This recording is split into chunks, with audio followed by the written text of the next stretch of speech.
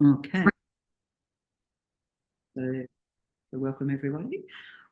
So yes, this topic of wisdom, realizing emptiness. So those of you who are regulars and were registered got the notes. Sorry for my confusion, sending twice for this course. So we have 5 sessions on this topic. It doesn't necessarily do it justice, but this is at a sort of introductory level. And the recommended readings I've given here, of course, the regular readings we have for Discovering Buddhism on the Wisdom of Emptiness, regular course readings, and the section on From Liberation, the Palm of Your Hand. So that's in all the modules. And then there's some of these books that are out here on the shelves over like this side, which are freely offered books, or you can make a donation if you wish from Lama Yeshe Wisdom Archives. So in particular, How Things Exist by Lama Zopa Rinpoche, which is about emptiness, because the whole topic is about how things exist, not do things exist, how things exist. Virtue and Reality, and also I didn't put on there, but in the Essence of Tibetan Buddhism, the first section on the Two Truths by Lama Yeshe.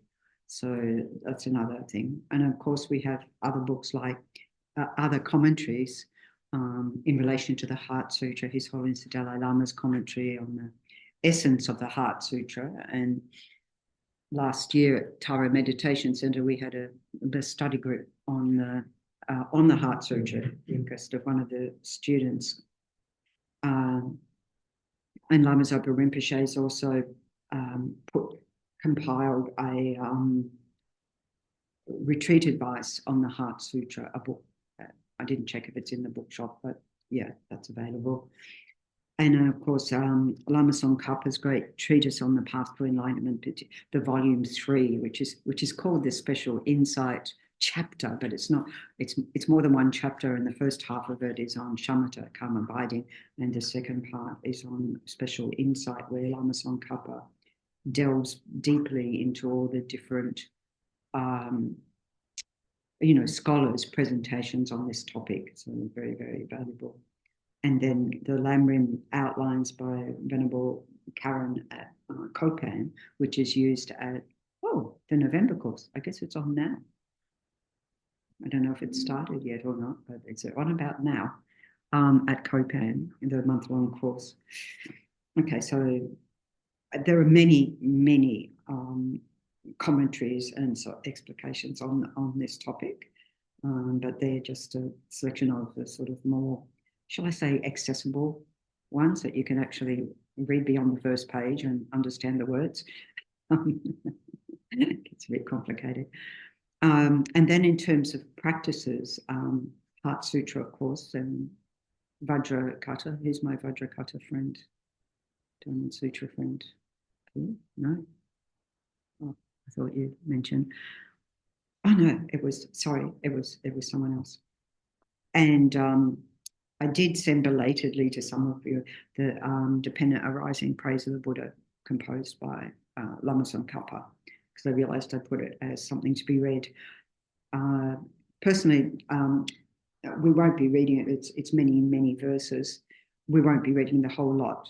I was very fortunate myself to have teachings at Vajrayana Institute with my teacher Geshe Thubten on that Dependent Arising Praise of the Buddha by Lama Tsongkhapa, which was I was just looking this morning because that commentary was published. It was the only one so far that's been published of Geshe Thubten's teachings. I say so far because I requested that the second one be the Heart Sutra, and it's somewhere over there in Wisdom Publications somewhere. But I just heard that actually Geshe was also working on another publication on a totally different topic, so I'm not holding my breath. But that was it was 2 years on that particular text, so that was a very wonderful thing to have that opportunity. Okay, so emptiness. So this is a topic that obviously has generated a lot of interest for us. So today we'll be looking at the concept, sort of unpacking what's the concept of emptiness, and a bit on dependent arising, which is like the flip side. As Lama Tsongkhapa praised the Buddha for uniquely teaching the dependent arising, that the Buddha, that it hadn't, sort of, this was a unique teaching of the Buddha. And you'd say these are two sides of the one coin, emptiness and dependent arising, which are like the two truths, conventional and ultimate truth. So the Heart Sutra, which we just recited, has explicit and implicit teachings.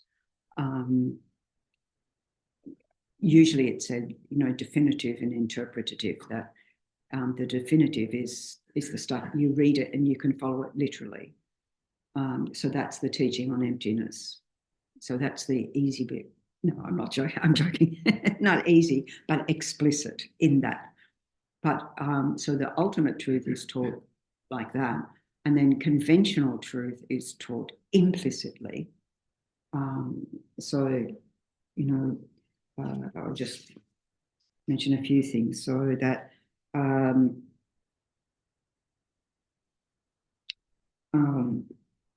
so at the bottom of page 3, where it says, in emptiness there is no form, no feeling, no discrimination, no compositional factors, no consciousness. So that's the 5, teaching on the 5 aggregates. And then it has all the sense powers, no eye, no ear, no nose, no tongue, no body, no mind. And then no ignorance and no extinction of ignorance, up to including no aging and death, which is the 12 links. Similarly, there is no suffering, origination, cessation, and path. It's the 4 noble truths. And then I missed a bit about death. Oh, it's in there in the 12 links. Anyway, so there's a lot of those implicit teachings, which means they have to be teased out, whereas the emptiness one is more explicit. All right, so we're going to look at what we're talking about in terms of emptiness. So the Buddha, of course, first taught the 4 noble truths. So that's like the common teaching for all, that is followed and accepted, of course, by all Buddhist traditions. So in the first turning of the wheel, as we call it, turning the wheel, bringing the Dharma into this world system, the Buddha taught the 4 truths. And in that was talking about the truth of suffering, and then getting down to what's the root cause of that, which is the 2nd noble truth, which is karma and delusions, and the root delusion from which every other one comes is this ignorance. What is this ignorance? It's not just I don't know that language, or I don't know how to add up, or anything. That's not that sort of ignorance. It's this innate grasping, innate meaning we're born with it, grasping, holding on to a sense of self, of me, of I. And it's quite interesting if you look at like in my family, like the next generation down, or is it the next generation after that? No. I don't know. We've got a few generations. The older you get, the more generations of kids you have. No. So nieces and nephews, yeah, next generation. So there's a few sets of twins, and you see each one coming individually, very much individually their person. Thank you very much. I'm not one of you. I'm separate. And they're very much their own person with their own sense of self, their own. We have this sense of an essence of me, yeah? That's, we tell ourselves, quite elaborate stories about me, I, and so forth. So the first step related to ignorance is this grasping at having a self. We can say that's the cause of our existence, because I want to be in existence. The thought of going out of existence, i.e. dying, is pretty scary. Even you have a Buddhist explanation of that, and we have meditations to do and so forth. It's still scary business. We don't want to go out of existence or even anywhere near that. So this sense of self, and even as I've mentioned before, when we think about from a Buddhist perspective, we believe in life after life after life after life.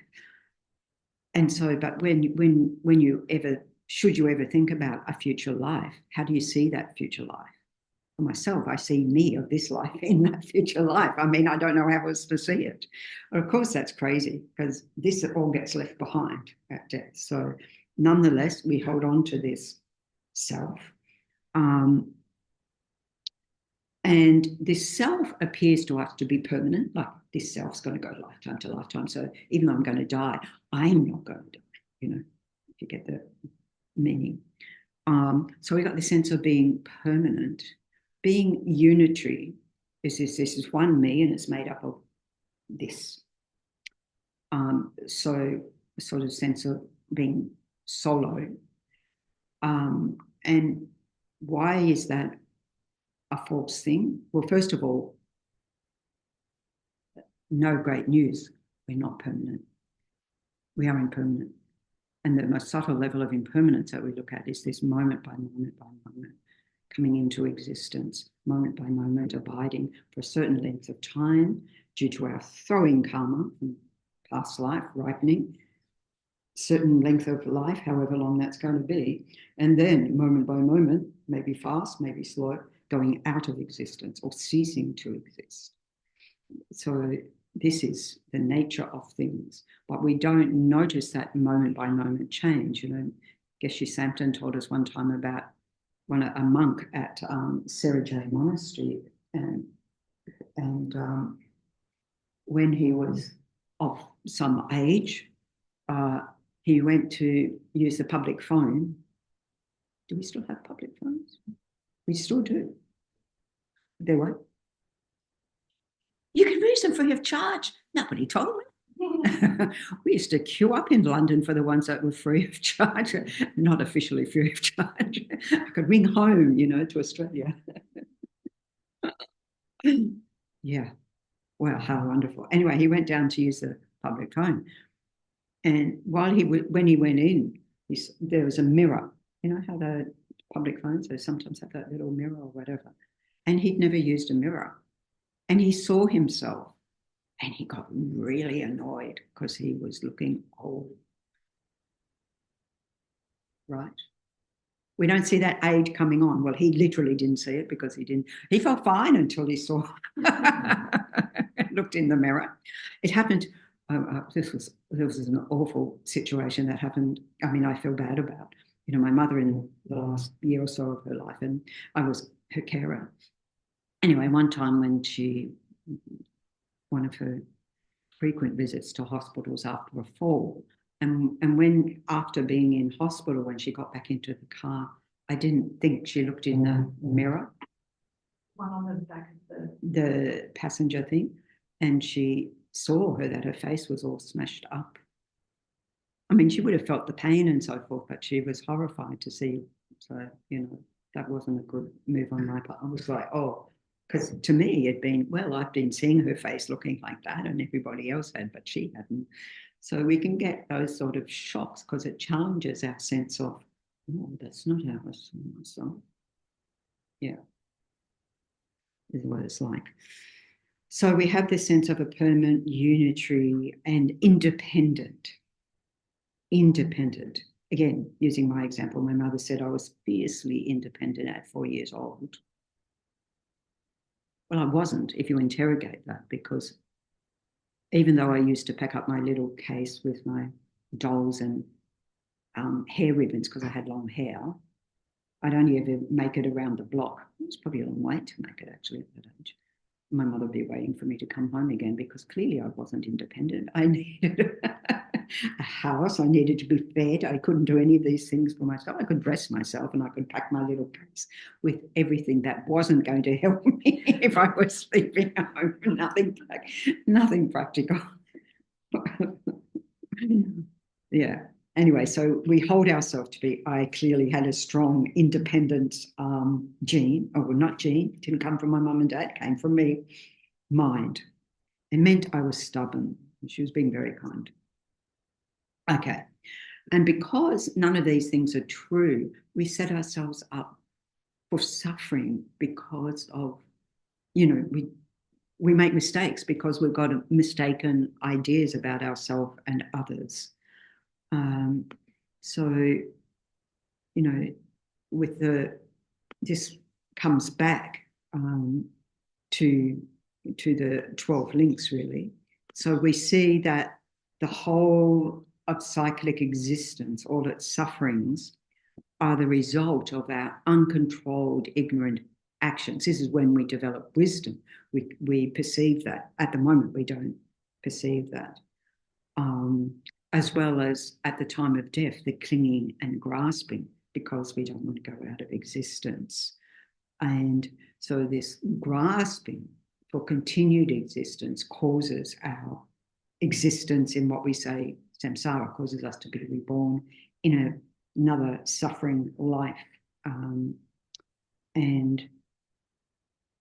at that time, it's too late to avoid the suffering of birth, because here we are to die again. My theory is the baby cries because they go, oh no, I've done it all again.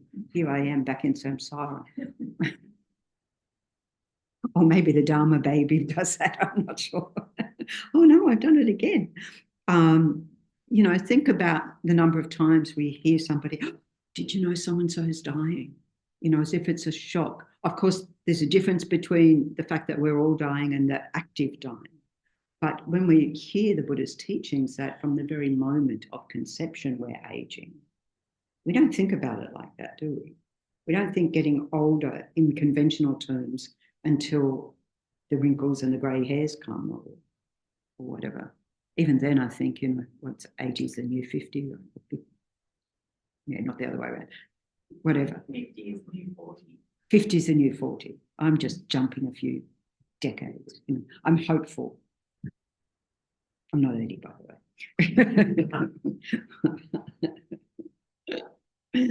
And even that, when Geshe Sultraman was against it, and he asked me how old I was, and I said, Geshe, you guess. Don't ever do that. Because he added quite a few years on, and I'm like, wrong answer, Geshe. You cannot say that.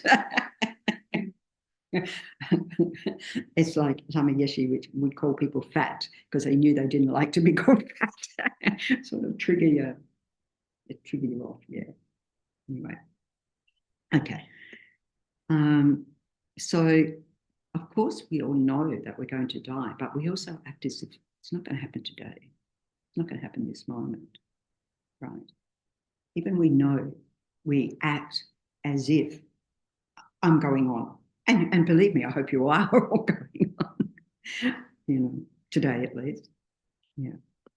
So I mentioned the 12 links, which is where it says there is no ignorance and no extinction of ignorance, no aging and death.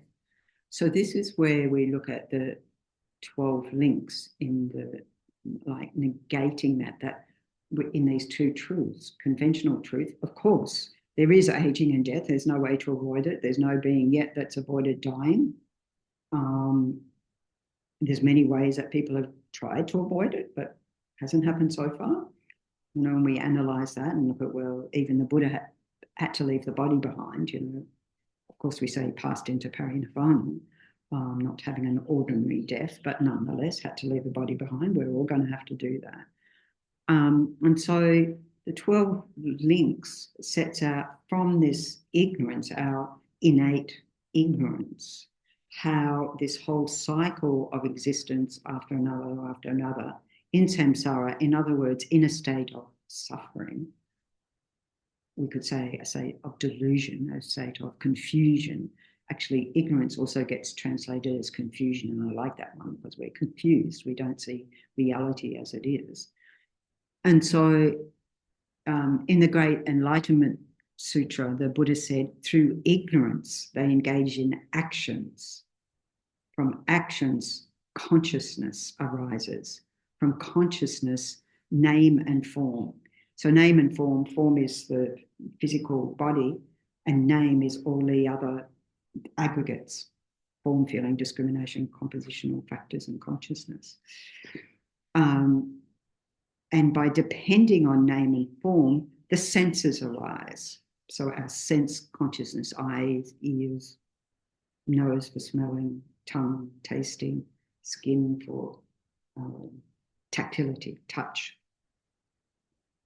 And depending on the senses, there is contact with sense objects. And depending upon contact, feeling arises. Oh, this feels very nice. It's pleasant, you know. Or something I don't like. Oh, that feels horrible. Oh, it sounds horrible. You know, those sounds that we don't like those of us who are old enough to remember the fingernails on the blackboard, that eek sound, eek sound. Actually, these days there seem to be more eek sounds. I'm just getting older.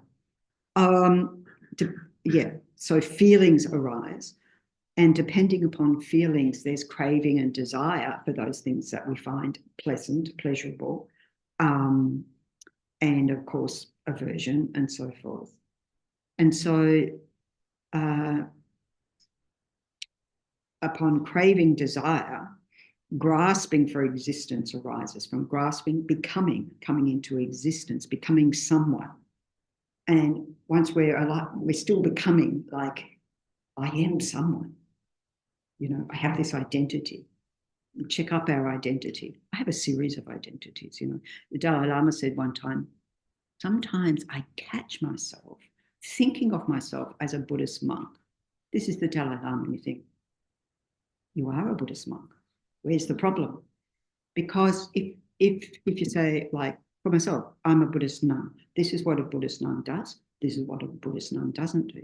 I can close myself off from a whole bunch of people or beings because it's like, oh, can't do that, can't go there. You know, before I ordained, I was talking to someone, like most of the time before I ordained, nobody knew I was going to get ordained, but that's another story.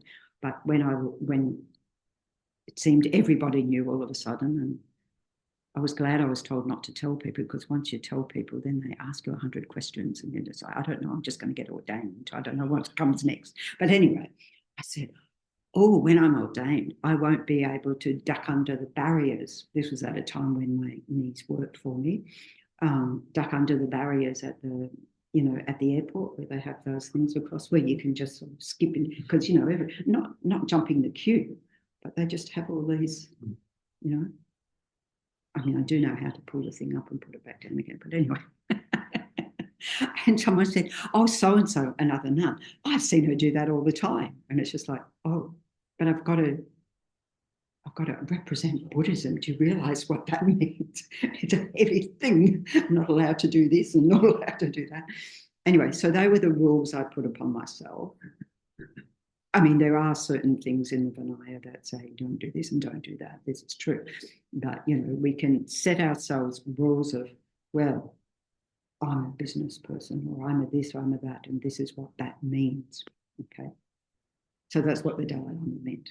You know, sort of, because as a Dalai Lama, we're all fellow human beings, you know, physically, mentally, emotionally, we're all the same. Right?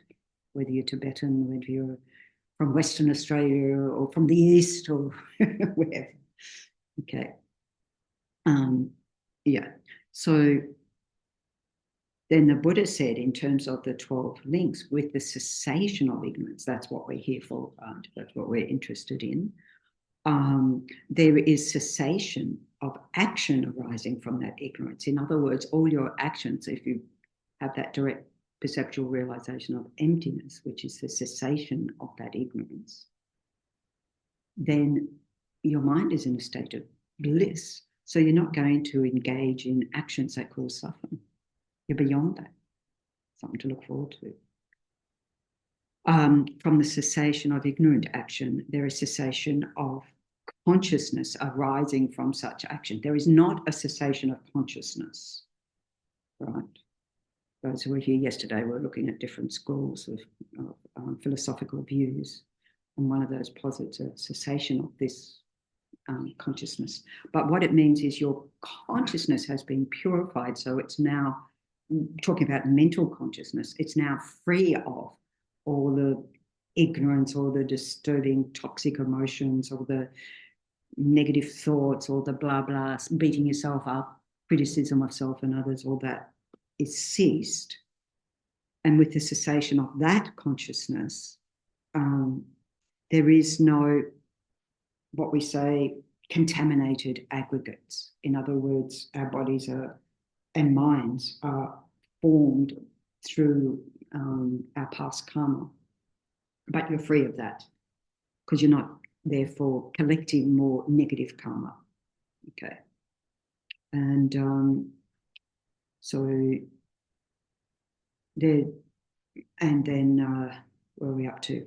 There are no, without that, there's no sense bases, in other words, contaminated senses. I look forward to having wonderfully perfect eyes and ears. Sort of, pardon? This one's a bit, I kept thinking, I think I have to get it checked again. I have to get it checked every few years. Anyway, last time I had my ears checked, they said, you have, yes, you're missing this sort of range, but it's normal for your age. So it's like nothing you do about it, right? It's normal for your age. Okay. And so then if you don't have those, then there's no feeling, in other words, no discriminating things as pleasant, unpleasant, or neither, because everything is blissful, joyful. And without craving desire, there's no grasping for such an existence or grasping for those things that you know you shouldn't eat, drink, whatever, do. And without that, there's no becoming, in other words, coming into a samsaric suffering existence. And without that, there's, with no birth, of course, and no aging and death.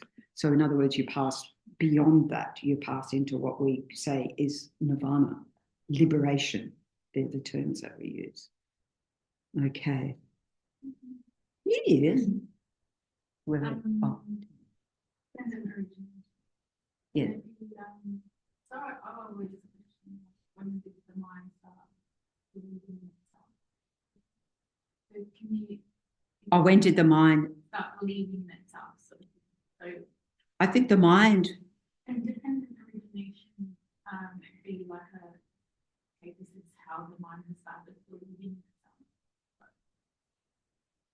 Okay, if your mind's the mind of a Buddha's mind has always believed in itself, and maybe many other people along the way. So it's not like at some time, it's not like this is an evolutionary theory. This is how it is. And that's like all these things that obscure our mind. That's what we're working on, removing all those veils of ignorance, confusion, and all the obscurations to say, oh,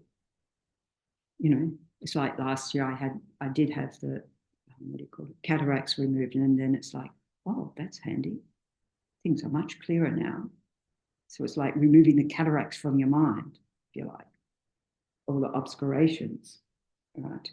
So it's not that at some point, I mean, I did mention yesterday about William James saying, that what is needed. I mean, I find it fascinating that he said what is needed is the ability, introspection, the ability of mind to observe the mind. But he said we can't do it. So he didn't know how to apply it. It doesn't mean the Buddha had talked about that. If he'd read the Buddha's teachings, he would have been home and hosed because he had the idea, but not the implementation, not how do you do that. So you could say that in his experience, he hadn't observed his own mind to know that actually he was doing it, right? So I found that quite fascinating. I'd like to have a conversation with him, but he's dead. I'm sure a lot of people would, oh, look, just me. I mean, if he was around people in his circle who said, you can, look, the Buddha said that 2,600 years ago. Anyway, but he knew at one level that would solve a lot of issues, suffering. Okay. All righty. So So emptiness, we use this word. So emptiness is quite simply the absence of this independent self that I hold on to be permanent, unitary, and independent. That self doesn't exist. It's never existed, right?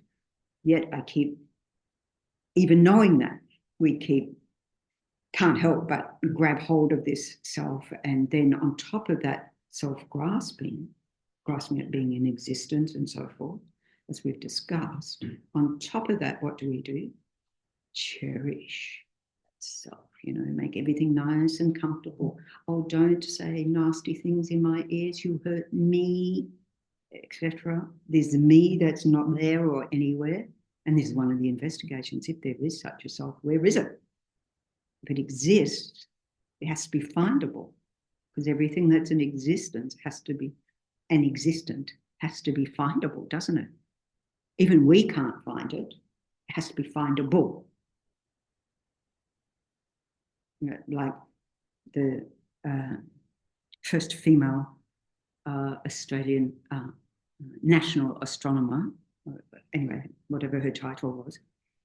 So her area was dark matter, and said, like when we're talking dark matter, we're talking outer space, right? And so she said, what we know about dark matter is the dark space and the different things, matters, the stuff in the dark space of the blue. She said, I think it was about 17%. Don't know how she deduced that it was 17%, because she said the rest is human ignorance. But, you go, oh, the Buddha would agree with you on that. But how does she know we know 17% if we don't know the rest to know what it is? You can see how, as Buddhists, we like to debate. Why are we debating? Not to refute what she said, but try and refine our own understanding of things, of how things do exist. So, yeah, I'll get to that in a minute. So emptiness, the absence of this independent self.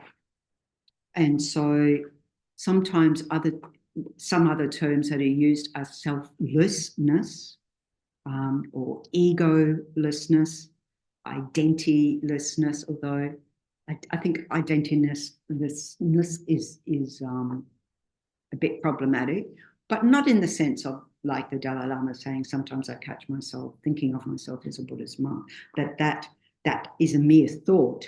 That is not your identity. It's not your total identity. Okay. Yeah. Sort of referring to how we label ourselves. Yes, he is referring to how we label ourselves. And then, according to what label we put on ourselves, all the things that come up with that. Yeah. Because if you say, I'm a sports person, you're going to get out there training and you won't think, I'm actually a couch potato. But if you're a couch potato, you're not going to say you're a sports person. And so not even, do we have campaigns about that now? I'm sure we do. Get out there and exercise. No. Life be in it. No. That was a long time ago. Some of us are old. Remember that stuff. Television was still black and white. Well, it was. When television was black and white, they wore blue shirts because blue shirts looked white on the television. You know that? That's a bit of trivia you store up from your youth. And then what happened with colour television? I don't know. They could still wear their blue shirts, but now they look blue. Now you actually got, clarity, colour clarity. Okay. So the wisdom of emptiness is the total opposite to this mind of ignorance. So it's a wisdom that realizes there is no inherent, permanent, independent self there anywhere. So that is the wisdom we're talking about. And the Buddha taught this in the second turning of the wheel, the Perfection of Wisdom Sutras. So the Perfection of Wisdom Sutras was like 100,000 verses, 25,000 verses, 8,000 verses, and the most concise being the Heart Sutra. It's called the Heart Sutra because of that, because it's like the essence of all the teachings. So good, only have to read the Heart Sutra. Get that, and you've got all the wisdom teachings. Although there are other, many other texts to be studied in relation to that. So that this whole lineage then comes down from Shakyamuni Buddha, and so that second turning of the wheel in Rajagriha, as it says in here, thus did I hear at one time the Buddha was dwelling at Vulture's Mountain, Vulture's Peak we call it, in Rajagriha. So has anyone been to Vulture's Peak? Well, did you go? No. Anyway, you go up there and say, where did they all fit? It's not that big a space, They said that a lot of them were in the sky, so they were already not normal beings, but it says with a great community of monks and a great community of bodhisattvas. So they say that, anyway, we like to refute things. And when I went, it was really, really windy. I don't know if it's always really windy because I've only been there once. And there were people reciting the Heart Sutra in Pali, in Sanskrit, in Tibetan, in English, and all that. So it was wonderful. And I have to say, the ones reciting, it's beautiful tunes, really beautiful tunes. So, if you get the opportunity to go, I went there with a lay woman who we were at teachings with Lama Zopa Rinpoche at Buddha Institute. Yeah. And at Buddha Institute. And so we had this day trip, and she had requested ordination. And when we got back, she said, I've just heard the ordination's going to be tomorrow. She said, just as well it wasn't today. And I sort of, not what do I know, but I said, well, maybe because of today, it's tomorrow. Accumulated more merit or whatever. Anyway, of course, Rinpoche decided the next day and all went well. So we have this lineage from Shakyamuni Buddha. And then within our tradition, we look predominantly at Nagarjuna, Arya Nagarjuna. So he was in about the 2nd, 3rd century. So at Nalanda University, so all the great scholars at Nalanda, just down the road from Rajagriha, because we went there on the same day. To get into Nalanda, you'd have to, at the time when it was a functioning university, the first in the world, you had to go, you have an exam the gatekeeper would give you an exam before you could ever get in. I suppose we have entrance. Do we still have entrance exams to university? Well, you've got to have certain percentages and all of that sort of thing. Well, maybe no different. So in other words, you had to be pretty smart to get in. And so I remember when we went there and we're going around these different orders, and I think, I'm sure this was my room. And then I thought, hold on a minute, what are you saying? You're being very arrogant. And then I had to think, maybe I was a cockroach on the ground, running around. Maybe I wasn't there at all. For myself, I often think, well, maybe I was a sweeper there. A sweeper there. Oh, there would have been a lot to sweep. You haven't been there. Oh, there's a lot of sweeping to be done. But just like that monk, sweep away dirt, sweep away stains. Gained realizations from just that practice.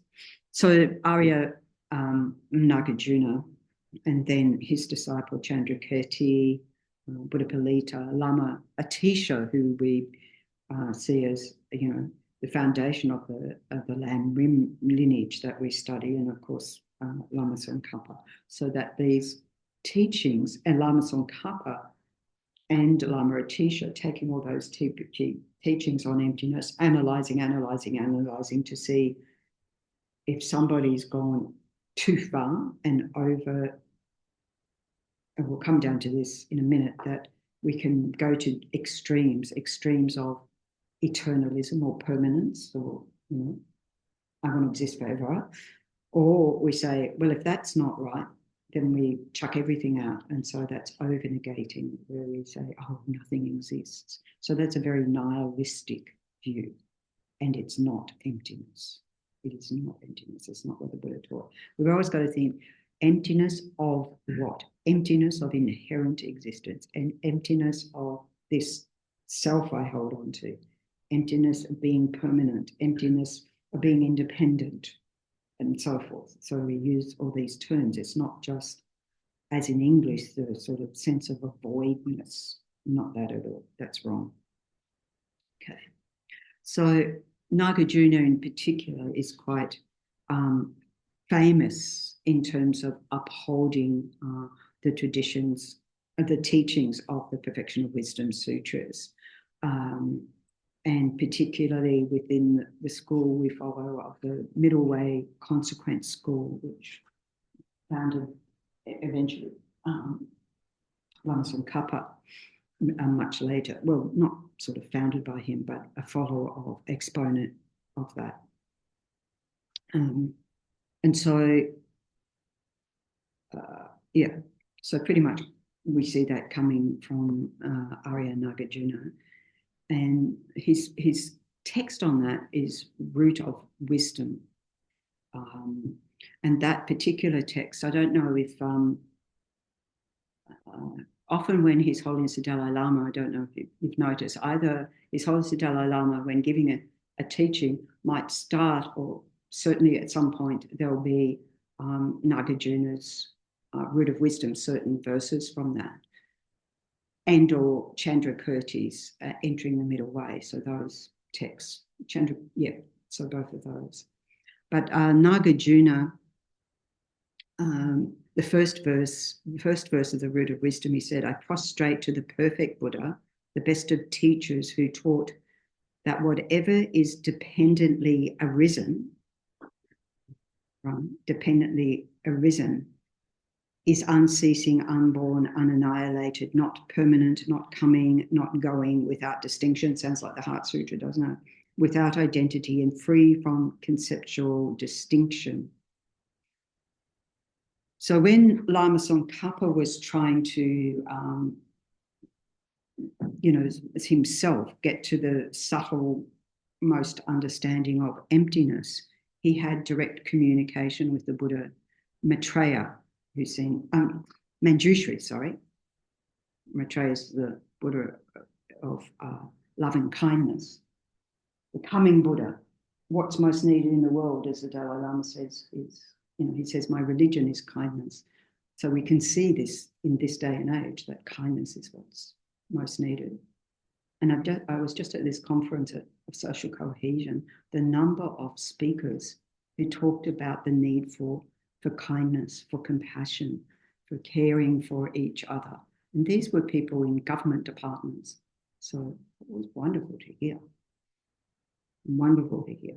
To overcome all this, sort of conflicts happening and breaking down social cohesion, social fabric. So they're taking it very, very seriously. They've set up an office for it and special envoys and so forth. Anyway, so Lama Tsongkhapa wanted to understand the teachings. So Manjushri said to rely on Nagarjuna's teachings to understand emptiness correctly. And when he asked Manjushri, what commentaries can I rely on? He said, rely on Chandrakirti, Arya Chandrakirti,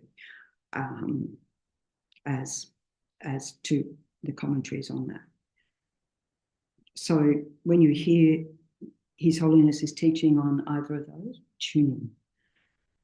That's where we're going with that. So this wisdom of emptiness is realizing directly, perceptually, the nature of reality. So this irrefutable nature of reality, things as they are, not as our mind elaborates all sorts of stories on top. As Lama Zopa says, we hallucinate, we elaborate on top of what is there, what isn't there, and that we don't realize that we're doing that. We're telling ourselves stories that are not real. And then we tell other people's, and by then, you know, I always figure by the time 3 people know, it's sort of like we take it as fact. So one example, when I was at Vajrayana Institute one morning, the person on the desk and reception said, "Oh, I heard you're moving to the US." And I said, "Am I? Nobody told me." I had no idea. It was fact because so many people had said it, right? Oh, you ever had those things happen to you? Yeah. It's like, really? News to me. I'm still in Australia, by the way. Yeah. Okay. So so at the moment, to understand emptiness, we use a lot of words. And as we go on in subsequent weeks, we use certain logics and so forth to try and get a handle on it, to arrive at that point using the fact of our mind's ability to think and to analyze. This is where in the Buddha was very logical. This is why I think those conversations that the Dalai Lama was having with the mind scientists, because they're scientists after all, even though scientists of the mind, it's still based on logic and reasoning. So it's provable. Right? Okay, so the result of realizing directly perceptually, as I said before, is this what we call liberation or nirvana, perfect peace. It's a freedom from all the afflicted states of mind.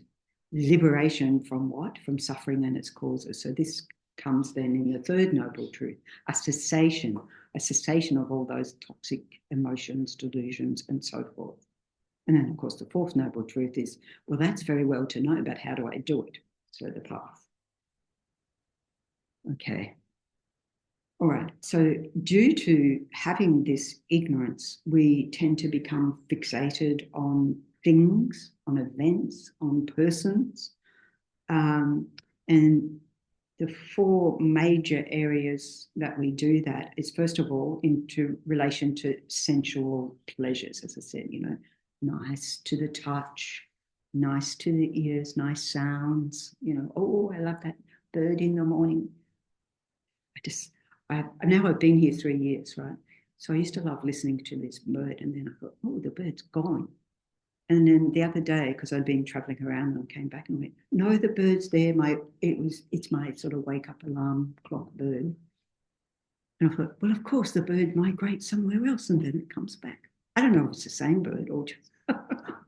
See, I'm assuming this is my bird, that is my alarm clock. So I've imputed a whole lot of responsibility onto this poor bird who doesn't even know I've done it. See what we do. Anyway, nice sound to the ears, that bird.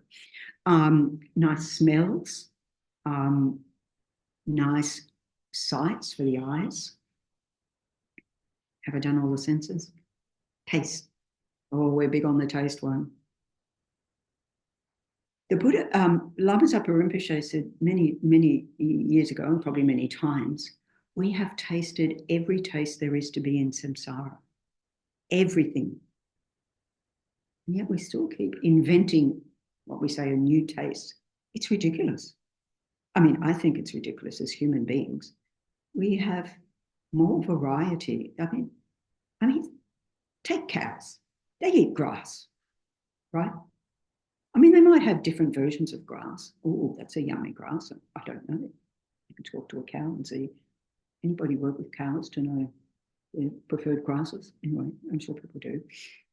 But, you know, basically they eat grass. We eat a whole raft of stuff that we don't need. If we think about that. I mean, we're in a situation where we can, I suppose. And then I think of all the poor people who have nothing to eat and who are in war zones and so forth. But nonetheless, you'd still be seeking out whatever sense pleasures you could, like you be as comfortable as you can with the atrocity and discomfort and so forth. So we do. And I just think there's an obsession in our society with this more and more comfort, like, you know, when I was caring for my mother and the nurse coming in said she needs a new mattress. So I happily say, I'll go and buy the new mattress. It was such a trauma. because it was like, there's this layered one, and there's this, and there's hypoallergenic, and there's this one that does everything for you, and whatever.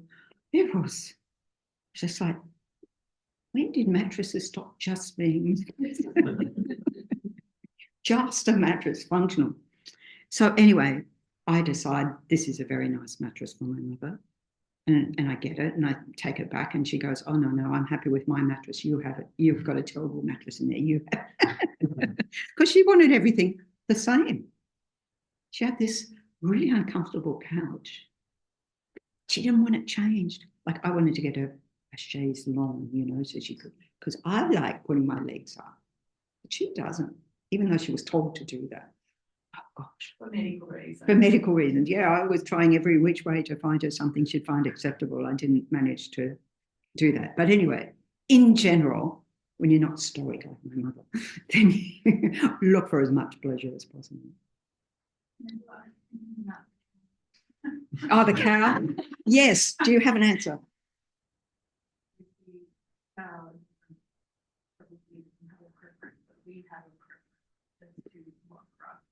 Oh, yes. We have a preference for what grass it is, because we want the best milk, or I'll stop with milk, because anything more is too distressing for me. I mean, even though it exists, and I have to acknowledge, but yeah. So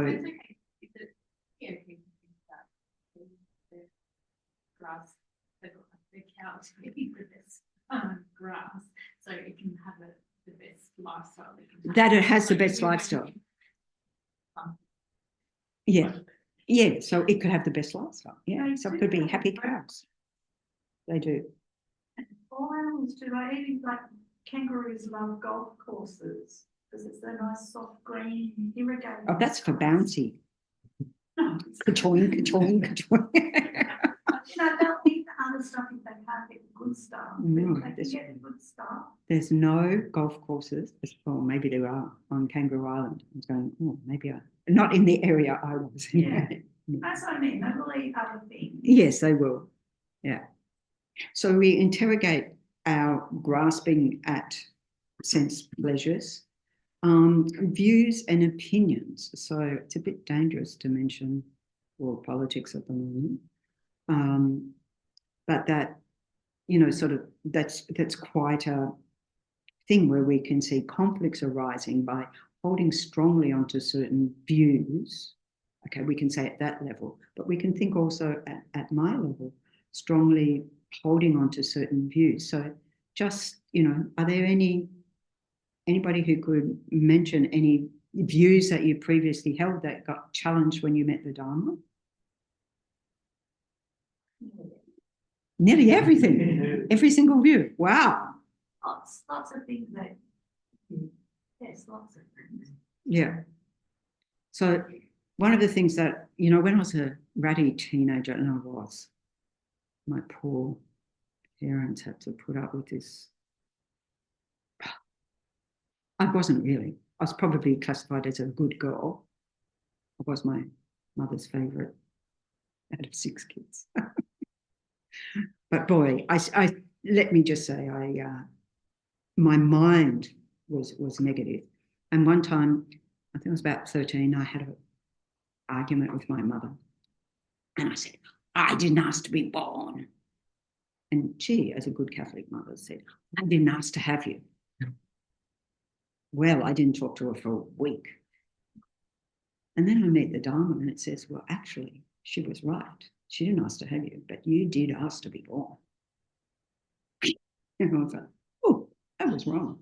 So that certainly got challenged. Anyway, I'm sure we can look at many things that get challenged, perhaps, and of course, in a very beneficial way. But mostly in life, people hold on to their views, whatever those views are. They're often based on, our identity. It can be our national identity, it can be our West Australian identity, our Perth identity, our identity, whatever we do. And we hold certain views, and we hold those views as fixed. So, and our opinions, because my opinion is right. It's fact. It's true, right? and I'm going to convince you that you're wrong and I'm right. These dynamics play out, don't they? So all of that gets interrogated, because you could say, well, there's no concrete self-existent right view or right opinion or right anything out there. It's all dependent arising. So it's just another area where we interrogate, and that makes us, our mind, more spacious. It makes us more open to diversity of views and opinions, which enrich us and so forth. And then we might have certain rules or ethics, like I mentioned, my self-imposed rules when I ordained, not the ones I was told you've got to uphold, but the ones I decided for myself. You think I already had enough vows to try keep, let alone impose your own, but we do. You know, when I first went to, when I was asked to, well, not first went there, but when I was asked to go to Chen Rezig Institute, I was a teacher there for just over 3 years. And when I first went there, there was something in the Gompa, and I had these nuns saying, we don't do it like that. And I was like, well, that can change. No, we don't do it like that. This is how we do it here. I'm sure we've all experienced that as well. And it's just like, it can change. It doesn't have to be the same, as long as you're not doing something disrespectful or, you know, and so forth. It's just like, well, that can change. It comes up sometimes in the group practices here as well. Sometimes people say, you know, they'll say to the chant leader, oh, you forgot. Well, Geshe Zopa, when he was training us as chant leaders at Langri Tangpa Centre, a group of us, and he goes, whatever you do in a puja, don't ever criticize the chant leader. You can, if there's something needs to be corrected, it can be corrected afterwards, but you don't, because this used to happen at Chen Rezi too. Or the worst thing I would find is people wouldn't say anything, but they'd roll their eyes at each other, and you just go, I'm just sitting here. I can see what you're doing. Anyway, that's because we have our opinions, right? So we need to, our rules and ethics. So here, when we're talking about ethics, we live in a time of no surprise where good ethics are being eroded and eroded and eroded and eroded. And so in relation to bad ethics, or when we say bad, it's not like thou shalt not or whatever. It's like, is this going to cause further suffering to myself or others? That makes it bad ethics. It's pretty clear, has a negative result, not a beneficial result. So that sort of attitude, well, it's okay if I get away with it.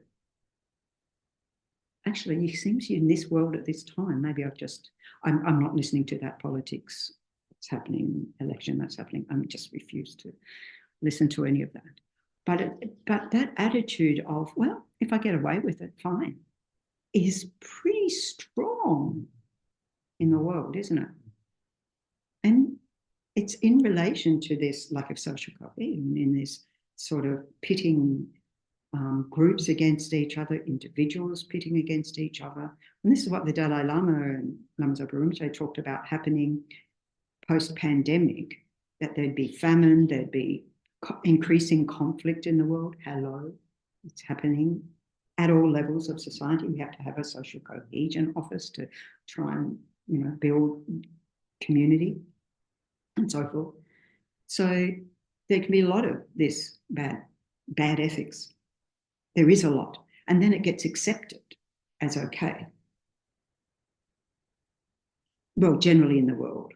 I mean, yeah, we have different levels. We have a program called the 16 Guidelines for Life within FPMT. And that's about holding certain values, the ways we think, the ways we act, we relate to others, and how we engage in the world. And so these are values to live by, which was based on when Buddhism went into Tibet, that it became the basis from, it was based on the, I think, 16 dharmas, which became the basis of the constitution for Tibet, values-based constitution, a values-based constitution. I mean, maybe all constitutions are said to be values-based, but this is definitely based on that. So, and they were previously, before the Dharma took hold in Tibet, thanks to the king inviting all these wonderful scholars from India. Then before that, they were said to be barbarians. In Buddhism, they seem to like this word barbarian, you know, and it means barbarian. It doesn't mean necessarily what it means in English. It means that you're not following an ethical lifestyle, or you're not,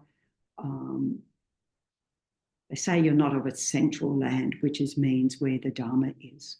So that's sort of what it means. And, you know, you're called outliers. Or, you know, this is historical terms. I always think that Lama Yeshe came to Australia. So Chen Rezig Institute has just had its 50 years celebration.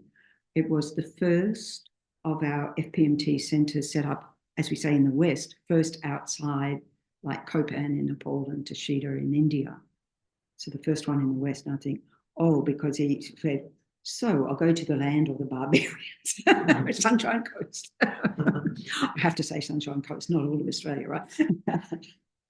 I don't know what he was thinking, but anyway, established it in the West because a lot of Australians actually connected with the Lamas very early on. So it's wonderful. Some of them are still there at Chen Rezig.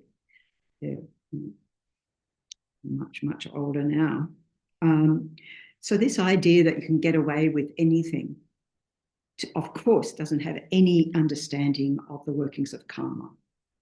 And, you know, sort of think, like, I often think we, you know, well, because we see the news about world leaders much more than we see what's happening with the neighbour, maybe.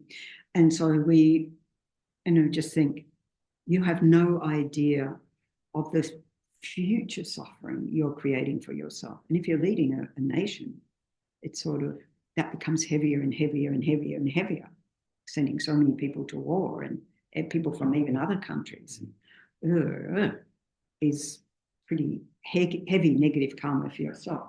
But of course, if they thought that way, they wouldn't be doing what they're doing. So, to do. Okay. Righty.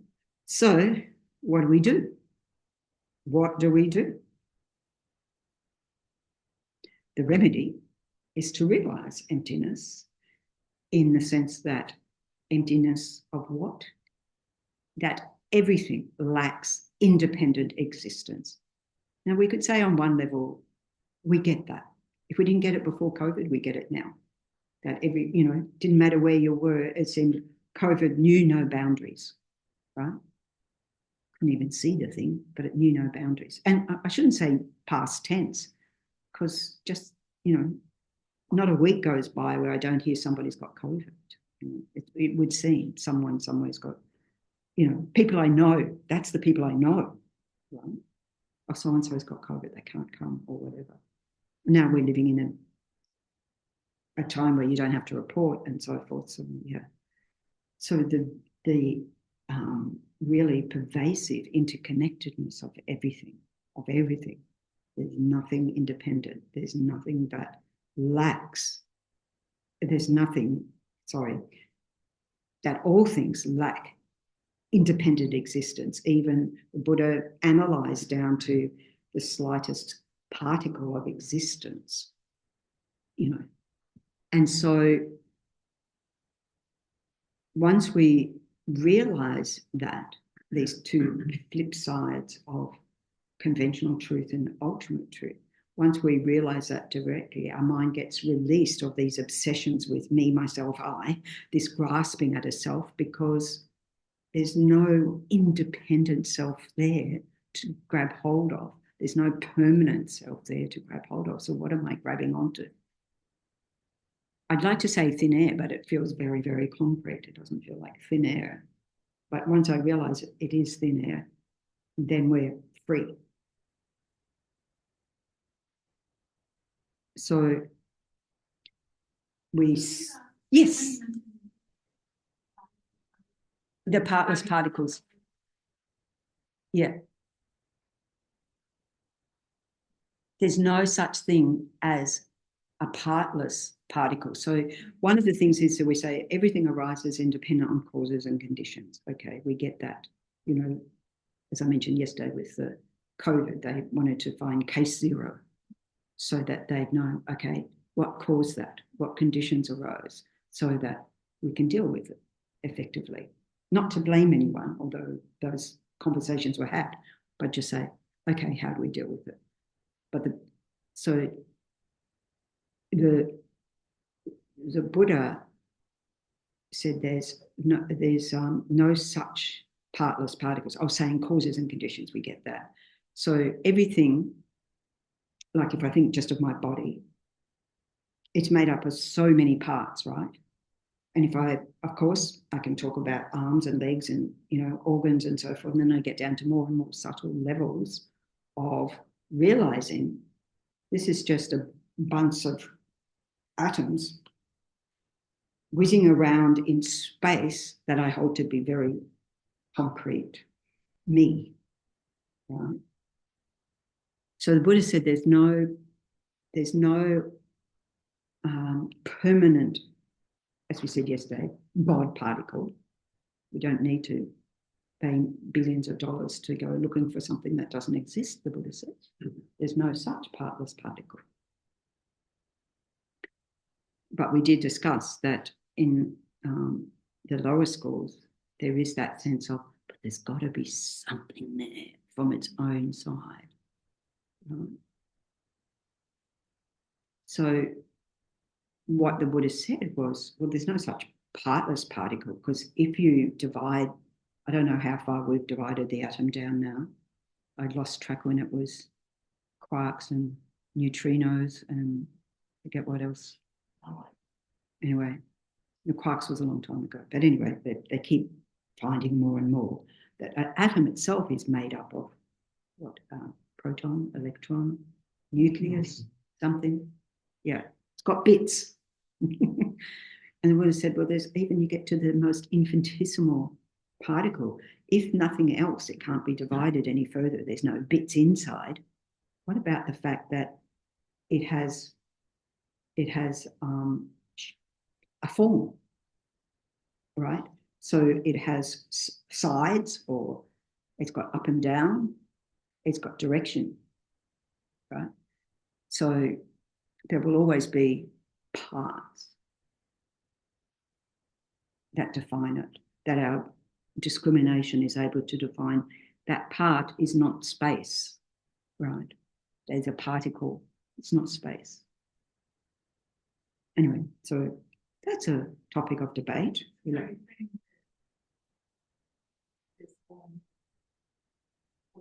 Well, when we talk about, particles, we're talking about form.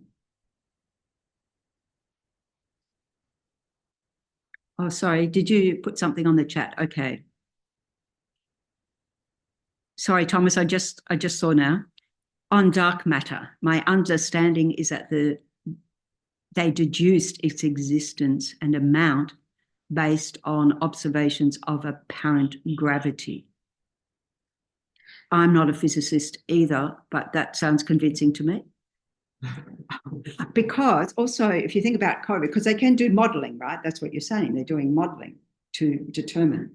So with COVID, way before COVID, the epidemiologists or the experts had predicted we're due for another big pandemic, and they modelled that and talked to the politicians that we've got to develop strategies to deal with this. So they were able to model that. I mean, it may have happened when it happened. It may have happened in the next 10 years. I don't know what sort of time frame they give, but it's sort of like, oh, we're due for that around about now, you know, and it happened. So, yeah, thank you. You know more about physics than I do. That's for sure. I'm trying to even understand what you wrote. No, I did get it. I did get it. Thank you. All right. So where are we up to? Yeah. So while we say that self, there is no inherent permanent self, empty of intrinsic existence, because it feels intrinsic, it feels innate. We talk about this innate self-grasping, no independent existence, as I learned as a 4-year-old, despite my mother saying otherwise. So this is the ultimate truth. So we talk about these two truths. The ultimate truth of things is its emptiness. Nonetheless, it doesn't mean things don't exist. And that would be a nihilistic view. So things exist dependently, right? So that's then conventional truth. So this helps us to avoid these extremes, the two extremes. So the two extremes, so this is why we end up in middle way school, midway, like between the two extremes. So the two extremes holding everything to exist independently, as you know, as we've been discussing, my sense of being permanent, going on forever, this relationship will last forever, you know, my house will last, I mean, whatever. We might even think that, but we act like that. So we could interrogate the things. What are the things I hold to be permanent? Actually, another interesting thing is to just observe in the coming week, everything that you notice is impermanent. Everything you notice has gone out of existence. I was just in Melbourne for our national meeting, and St Kilda Road is not the St Kilda Road I knew. I mean, I haven't been there for a long time before, but it was one straight line. Now it sort of goes all every which way but loose.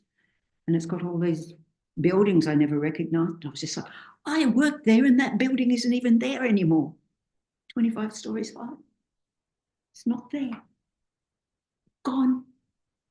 My whole working history there, erased. Okay. Right.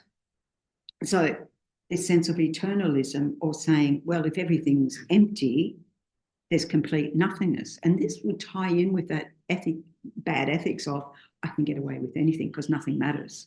Nothing matters. That sort of view. So that we talk about it being an extreme of nihilism, annihilation. I'm just seeing the time. So that Nagarjuna said in the Precious Garland, the nihilist goes to a lower rebirth. The realist, we can call ourselves realist, we're attempting to understand this stuff and we posit that, you know, the Buddha's teachings was correct, attains a higher rebirth because, you know, in terms of if we're going to be born in samsara, we want to at least have another precious human rebirth, thank you very much, so that we can continue on. It's the best rebirth to have, the human one, because we certainly know about suffering and we want to be free of it. So we have that motivation. Whereas you're up there in the God realms and it's all cushy, apart from the wars between the jealous gods and the upper gods, because the tree is bearing fruit in the upper God realm and the jealous gods down below saying, excuse me, the roots are in my backyard. Ever had those neighbour disputes? Who owns the fruit? Yeah.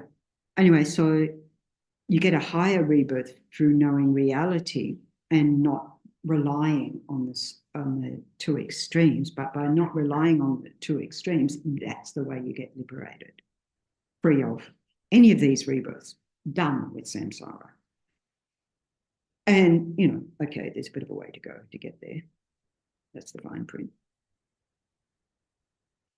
Okay, I might have to leave it there because time has flown. Any questions, comments? Whereabouts are you, Thomas? Oh, I'm in East Perth. Yeah, got Okay. my in-laws place, moving some furniture, waiting for the mover call. That's why I can't be in person. Yeah.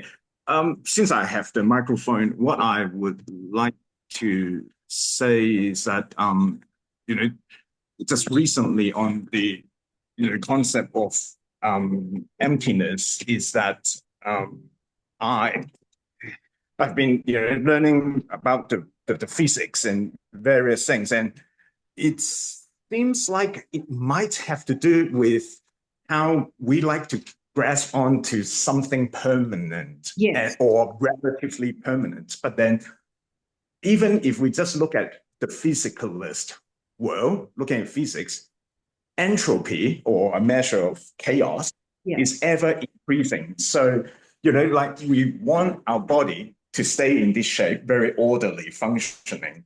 But then, no, as time passes on, entropy increases in any system. We try to, eat and breathe in nutrients and oxygen that's very orderly, and we have waste products that's chaotic, and we try to pretend that's not part of us and get rid of it.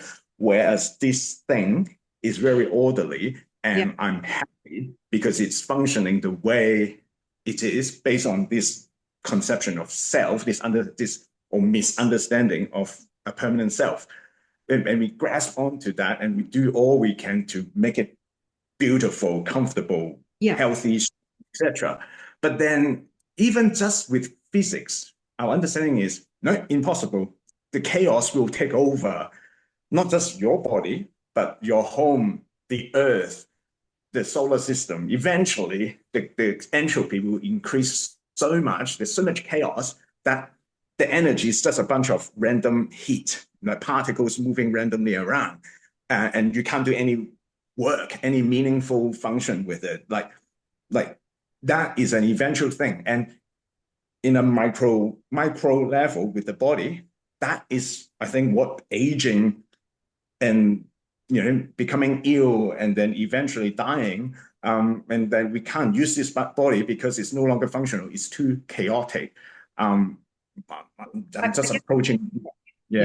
So in this is one of the areas, not from the entropy sort of theory understanding, but it's one of the things that we analyze, and we'll look at that next week, is that the elements, we'd say in Buddhism, particularly Tibetan Buddhism, it's an imbalance of the elements internally and externally that creates that chaos out of an imbalance of the elements. So, and then we realize the interdependence of the elements in our body, earth, water, fire, air, space, with the external elements as a way to see we're not independent of that, we're actually reliant on that. So this is hopefully we'll get to look at that next week. That's the plan. But the interactions with what's happening in physics is quite interesting, particularly in the area of, well, quantum physics, of course, but also relational physics, which is newer, where I remember one of the Mind and Life presentations with the Dalai Lama, and this physicist was saying, just in passing, two bodies passing, it changes the molecular structure, or something is left behind there in that space once the event's over. So that I see it at a very more and more subtle energetic level, because it's talking about change, it's talking about impermanence, that everything is subject to change. So it's a rich area of investigation. Okay. Yeah. And I'm still thinking about or struggling to come to any kind of conclusion as to, scientists are now talking about the theory of consciousness, right? Especially with AI, and they're growing neurons, right? What they call a dish brain, a lab-grown brain, and then trying to make it play video games, teach it various stuff to think. And then there is it sentient, right? So which goes to a richer discussion as to, well, physicalism versus dualism versus panpsychism. What is the theory of consciousness, and why do scientists, right, still understand so little as to how we can assemble non-conscious matter into a conscious experience? But then, where we grow neurons in a petri dish, it seems to have some sentience, some intelligence. And so, in the context of Buddhism, a big debate about AI, and from a Buddhist perspective, something that is matter can't create mind because mind is not matter, right? It cannot create mind. And I always like to think, I mean, one of the ways I think about this in relation to AI, and I'm not right up there in how it all develops, like it is programmed by humans. So what it is capable of doing is determined by the humans that programmed it, right? Is determined by that. Yes. So, yeah, we have big debate about robots going to take over the world or this and that and the other thing. Actually, they're not, you know. Tragically, it's in the US, there was this robot that was making its way around the US, and I can't remember what the project was while it was making its way around the US. And then someone, well, I don't have to say New York, but it was in New York. A lot of people in New York stamped on it, and that was the end of the robot. So, you know, they didn't go to jail for killing a robot yet. I don't know, that might all change. But, you know, humans are very creative in terms of what we are capable of. But each and every one of those tools is a tool that's programmed by humans. Think about it. Okay, that would be a big debate. I want the Geshes on that. Saying which, I'm hoping to, there's a new program that we have within our FPMT that somehow slipped my consciousness that it was a new program, Introduction to Mind Science. So I'm going to run that here next year. We have already that in Exploring Buddhism. The first module looks at different views of the mind, coming from physics, coming from neuroscience, coming from a Buddhist perspective, compare, contrast. So it's a rich area of discovery. Okay, let's dedicate, shall we? Page 8. There's 2 verses there at the top. So all the aha moments we've generated this morning to continue to grow wisdom in our own minds. Lama Sange Drugyone